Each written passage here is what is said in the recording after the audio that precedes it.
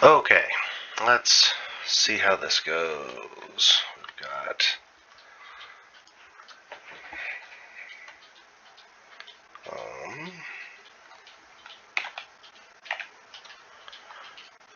let us do CPP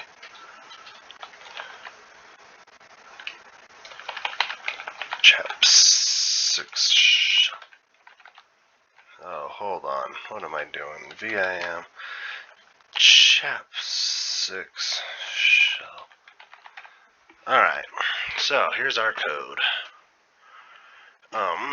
So to start off, I included CMath, and then I added a double for calculate rectangular pyramid volume. Went ahead and added case 5 as rectangular pyramid volume. Oh, look at that.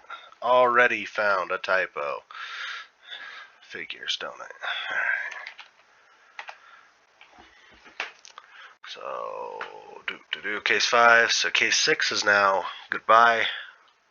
So I changed all of our values from 5 to 6. Boom.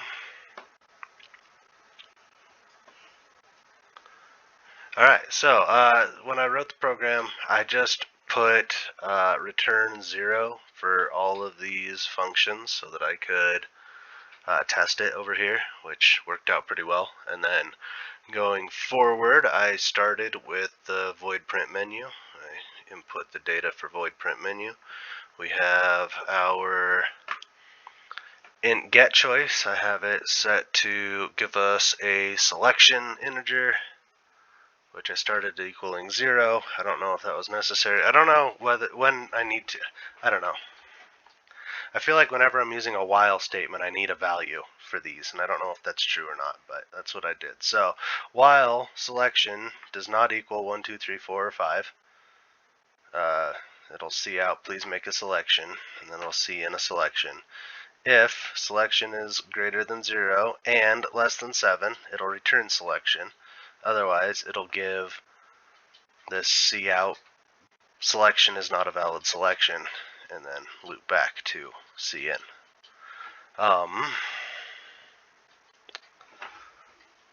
So it'll loop back to please make a selection.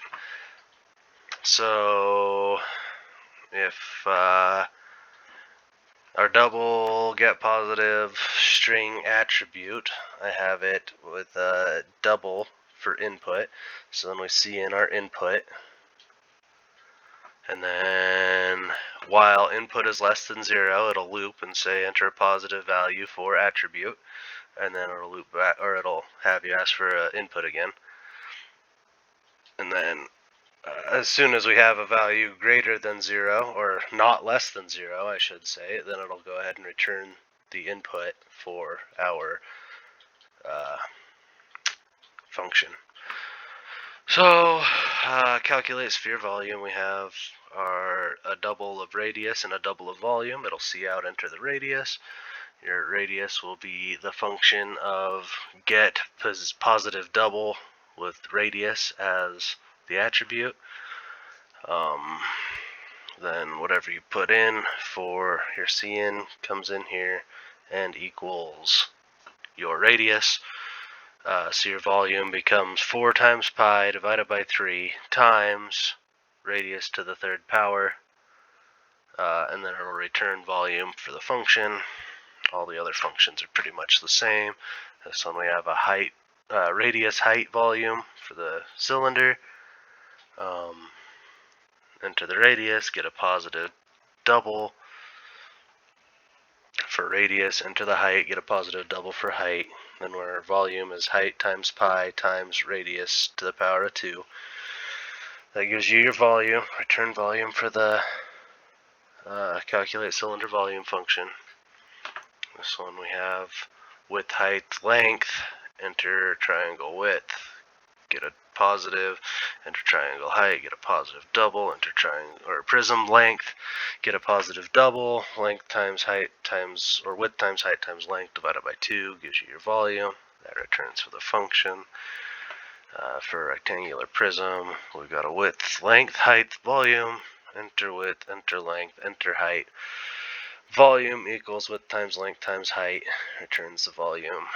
And then calculate rectangular pyramid volume, length times width times height, times gets you volume, or length times width times height divided by 3 gets you volume. And then your print result is going to see out this line. The volume of shape is volume, and then a line, and it should work. Let's check it out.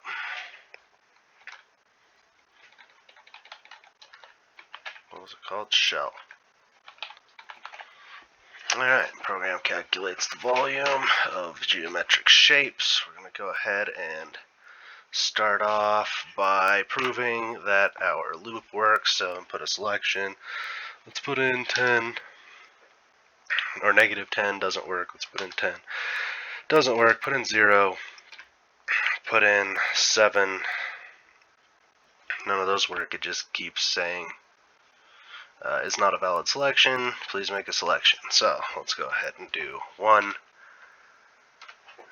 And just like you did on the sample, we're going to go ahead and input a negative 5.5. It says enter a positive value for the radius. Okay, so 4.5 gets us 381.703, which is what you got on yours too. So that goes ahead and loops the whole program. Let's try it 2. 3.4, 2.1 for radius and height gets us 76.2652. It's exactly the same as what you did on yours. Well, let's do what you do here, 3. Do a negative 8.7 for the triangle width. And it says that it wants a positive value for triangle width. Let's do 5.6. And you did a negative 3.2. It says it wants a positive value, so we'll do 2.3. And you did 5.4.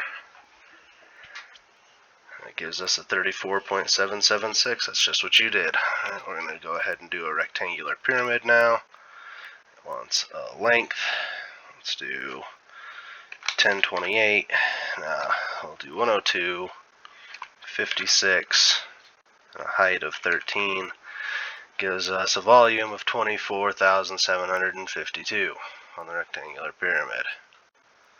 So yeah, I guess, I don't know, I tried really hard to make this to where it doesn't do this. If I input a J for my selection, it just breaks the crap out of the program. Goes into an infinite loop. I don't like it.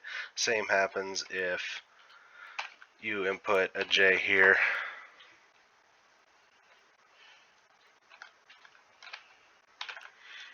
I'd really like to make it to where it doesn't infinite loop, but it is what it is. Everything else works just fine. Well, and then the other one is if you put in too big of a number.